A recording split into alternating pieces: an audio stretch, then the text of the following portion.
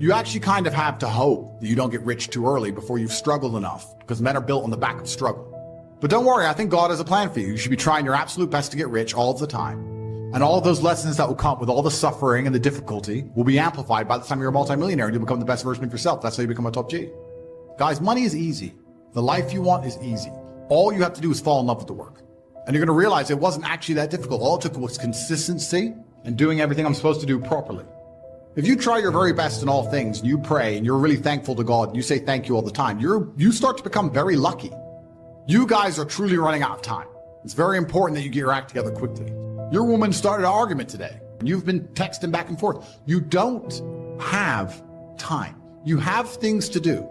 You need to sit at home and feel this fire inside of you because you do not have all of the money you want and your name has not been echoed into eternity. It's down to you. I could take you to the start line. I could tell you you can do it, but you have to be the one to run the race. I can't carry you. But when you do, it is worth it. To die for something, to live for something. That's the whole point in all of this. Don't let losers and brokies sit and say to you, oh, all our graves are the same, it doesn't matter. It does matter. You were not born to suffer and die without being remembered or leaving a mark on this planet. The reason the male peacock shows its feathers is to say, look what I have. That's what built the modern world. Don't be confused. You don't want to flex asininities. You want to flex capabilities. This is what they teach inside of common pop psychology classes. Yeah, and take the small success and be happy with it. And no, I don't consider myself successful. All I do is work. I work 7 days a week. And you see a lot of people do it, right? They'll say, oh yeah, I had a really great week and I made some money and now I'm in Costa Rica. You're never going to win that way, which is why all of the people who are truly rich are workaholics, because it's the only way to really get there. A lot of you deserve the failure you endure. In the end, God gives you exactly what you deserve. So if you're not happy with your life, you have to ask yourself, do you really deserve more? You deserve what you have. You deserve your mediocrity. Every single thing I've ever wanted, I have got. Maybe not instantly, maybe not easily. In fact, certainly not both. And I put in enough work to show God and show the universe I deserve them, so he gave them to me. Now you should have enough respect for yourself that you're prepared to always put in the effort to give your best 100% because it is a habit. Every single thing I approach with vigor because I like being good at things. You can become good at learning so that you learn things faster. Good at concentrating. It's not about going to the training, it's about trying hard in the training. It's about giving it your all. Most people go through their entire adult life without trying 100% hardly ever. And it's interesting because we're entering the most competitive period of human history. So it's very important that you're good at everything you do. Don't do it if you're not going to try. It's a bad habit to go, oh, I tried. I didn't give it my all, but at least I went. It's going that matters. That's not true. If you're going to do it right. There's no point in half doing anything. You may as well have not done it at all. You say you need rest, but you're not resting. You're escaping. You wake up tired, not because your body is broken, but because your soul is starving. You drag yourself through the day with a smile you don't feel and energy you don't have. Not because you've done too much, but because you've done nothing that fulfills you. It's not because you've been grinding too hard, it's because you've been grinding in the wrong direction, chasing tasks that drain you, pleasing people who wouldn't show up to your funeral, following routines that keep your heart numb and your spirit on life support. You're not burnt out from overworking. You're burnt out from underliving. You've confused movement for meaning. You've been running in circles and calling it purpose. You've betrayed the voice inside that begged you to rise higher, to chase something more, to escape the noise and build a legacy. But you silenced it. You shut it up with distractions. You drowned it in comfort. You told yourself, later, tomorrow, next year. And every time you postponed your greatness, a part of you died. Not visibly, not dramatically, quietly, like a slow bleed. And now you wake up each morning already defeated, pretending you need rest, when what you really need is resurrection. They told you to slow down, but they never told you what you're supposed to be running toward in the first place. They handed you a script of coping mechanisms and called it self-care, but true self-care is self-confrontation. It's looking in the mirror and admitting that you've been passive in your own life. It's recognizing that comfort is not the cure, clarity is. When your life has no direction, your mind will break down. Nothing to fight for, nothing to chase. The man without a mission becomes his own worst enemy every single time. You're worn out from pretending to be okay with average. You're tired because your heart knows you're capable of more, but your habits are stuck in a prison built by fear, laziness, and fake comfort. You don't need to unplug, you need to reboot. You need to rewire your entire mindset. Because you were never built to coast. You were never made for mediocrity. You are a weapon, and the world has convinced you to live like a tool. There's no honor in suffering silently for a life that makes you feel empty. If your job makes you sick, quit. If your habits make you weak, kill them. If your friends drain your energy, walk away. Because nothing is more expensive than staying loyal to things that destroy your mind. You want to fix your burnout? Stop treating yourself like a victim and start acting like a general. Audit your life like your future depends on it, because it does. Wake up earlier than the sun, fill your mind with power, not poison, sweat until your lungs scream, read until your thoughts sharpen like blades. Take the pain you feel and turn it into strategy. Let the exhaustion fuel the blueprint for your evolution. Don't collapse under pressure, harden under it. Become unbreakable through it. And don't confuse peace with passivity. Peace isn't the absence of work, it's the presence of purpose. The man with a reason doesn't need motivation. He doesn't need breaks. He doesn't need balance. He's lit from within, and the world feels that heat every time he walks into a room. And that's who you're meant to be. That's what's buried beneath the exhaustion, not a broken version of you, a forgotten version, a savage, a creator, a leader, a fire starter. You don't need to slow down. You need to wake up. You don't need more sleep. You need more direction.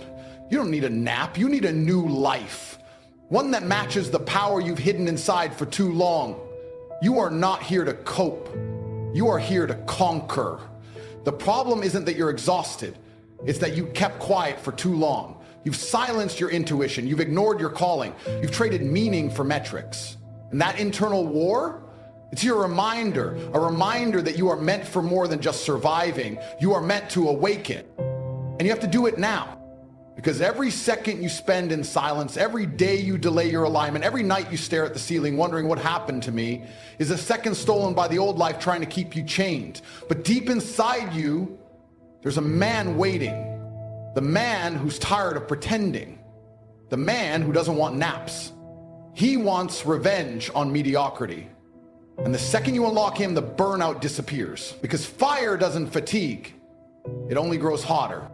Time isn't slipping away, it's sprinting, full speed while you hesitate at the starting line, hoping life will slow down for your comfort. It won't, it never has. And the sickest joke of all, most people don't realize it until the countdown has already hit 0. The world doesn't pause for your overthinking. Opportunity doesn't knock forever. It walks past the door and never looks back. And the saddest part? You feel it. Not today, but one day that regret will choke you in your sleep and it won't let go. There's a clock in your chest that doesn't tick in seconds. It ticks in choices. Every decision you postpone is a brick you place in your own prison. Every excuse you defend is another step away from the life that could have been yours. And when that realization slaps you across the face, it won't be gentle. It'll feel like drowning in a sea you poured yourself. Because nothing stings more than the agony of I could have. And the most dangerous emotion on this planet isn't fear, it's regret. People waste their prime pretending they're not ready. They convince themselves they need more knowledge, more preparation, more time. No, you need urgency. You need to feel the weight of what you're risking by standing still. The greatest pain isn't failure. It's realizing you never even stepped into the arena. You sat in the stands, watching others bleed, win, rise, fall, while you kept polishing the excuse that you weren't ready. You were always ready. You just chose safety over sovereignty. And now you carry a heavy heart, not because life was unfair, but because you never demanded more from yourself. Fear isn't the enemy. Fear is the signal. If something scares you, it's probably the exact thing that will evolve you. Comfort is the cage. It's the padded room that whispers sweet lies until your potential suffocates in silence. You think staying comfortable protects you. It doesn't. It rots you from the inside. You lose your edge. You dull your instincts. You forget what it feels like to want something with every ounce of your being. And eventually you become like everyone else, smiling, scrolling, slowly decaying while pretending everything's fine. Your mind knows you were meant for chaos, conquest, momentum. You were not designed to be tamed. You were built for storms. But you've silenced your fire for so long, it's turned into smoke. That's why nothing excites you anymore. You've traded the warpath for a waiting room. There are men right now who had nothing last year, and now they're running entire empires because they chose to move while others paused. That's how fast it changes. One decision, one shift, one moment of savage clarity, and suddenly you're no longer watching life, you're dominating it. This is your window, not tomorrow, not after your next breakdown, now, while your heart still beats, while your hands still function, while your mind still burns. Because there will come a day when your body can't catch up with your ambition. And on that day, you'll pray for just one more chance to go all in. Success is not doing extraordinary things. Success is doing ordinary things extraordinarily well. Key things well. Learn to speak well. Poor people can talk and rich people can talk. Looks like rich people talk better. Learning to speak is called survival. Learning to speak well is called success. So let me give you what I think are fundamental pieces to life. Here's the first one: philosophy. Philosophy, in very simple terms, is simply what you know.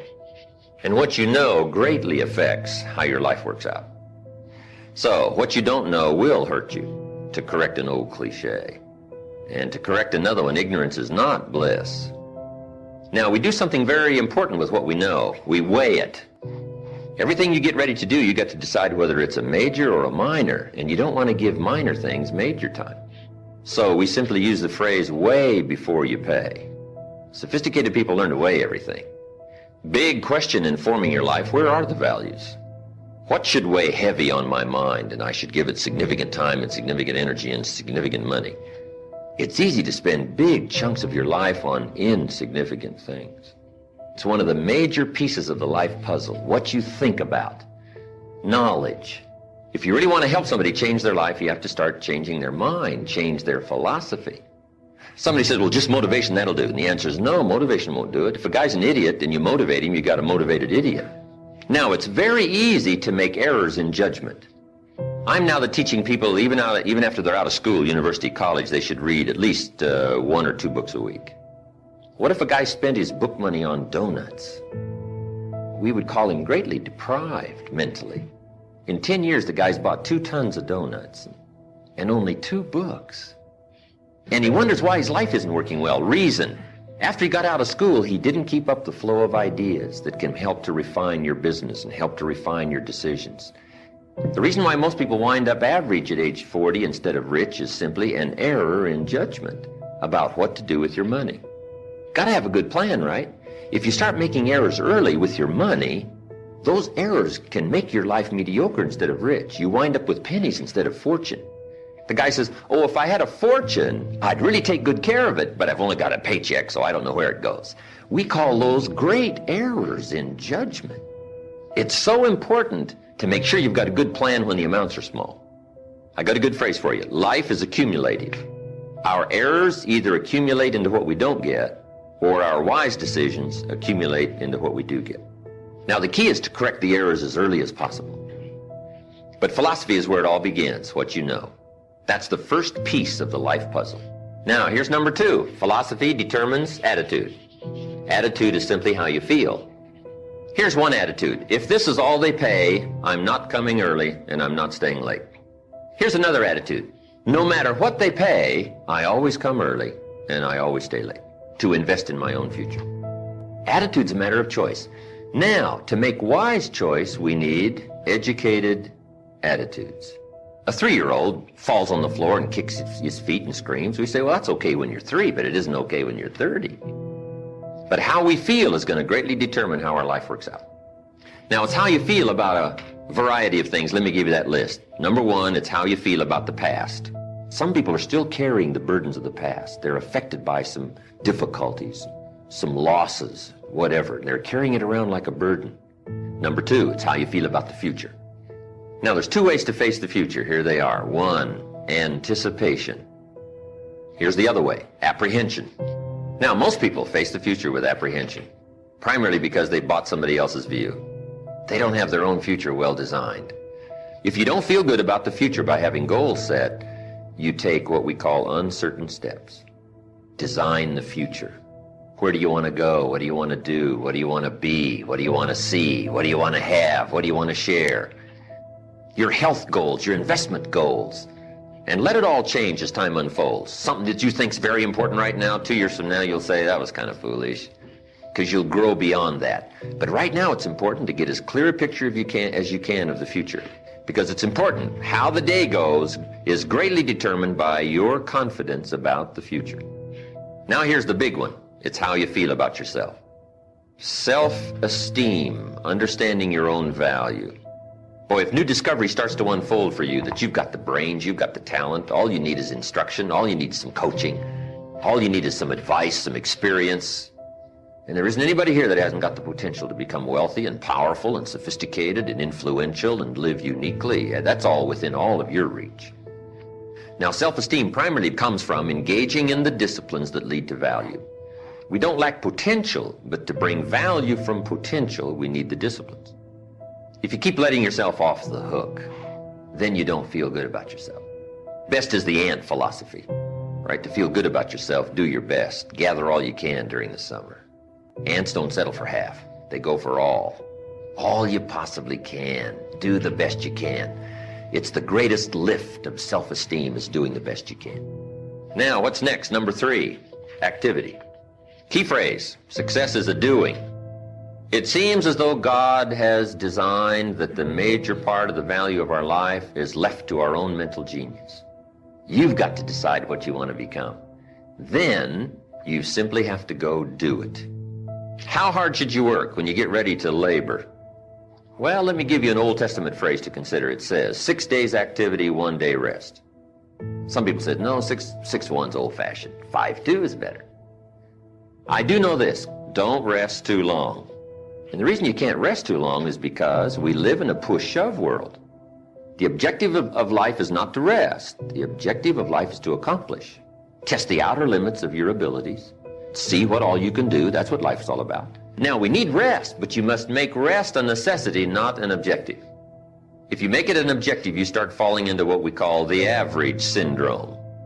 People who live mediocre lives are always looking forward to getting off. Successful people are always looking forward to getting on. They want to get on with the job. They rest only enough to gather strength. Let me give you another Bible philosophy. Whatever your hands currently find to do, do it with all your might. When you work, work. When you play, play. Don't play at work. A man asked me one time, he said, I'm making about $50,000 a year. Isn't that enough? He said, my kids aren't starving. And he said, I got my bills paid. And he said, we're doing pretty good. And I'm making about $50,000 a year. Isn't that enough? What do you suppose I told him? I said, yes, it's enough if it's the best you can do. I said, if you're capable of making $500,000 a year and you make $50,000 a year, we call you loser. Enough is not the difference between 10,000 and a million.